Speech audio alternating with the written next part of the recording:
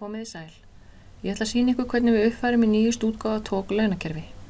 Við byrjum á að setja diskinn í drifið og veljum síðan uppsetning TOG launa með því að smella hér. Þá fáum við glugga með samþykki og uppfærslu og samþykkjum hérna með því að smella í samþykkt og veljum síðan áfram. Þá fer uppfærsluforritið af stað og tékkar á viðskiptamannanúmerið og uppfærir forritið. Hérna veljum við áfram til að uppfæra leyfið.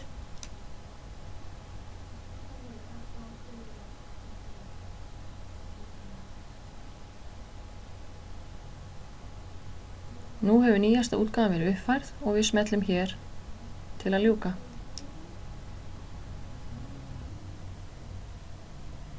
Nú er uppfærslu lokið og við lokum þessum gluggum hér.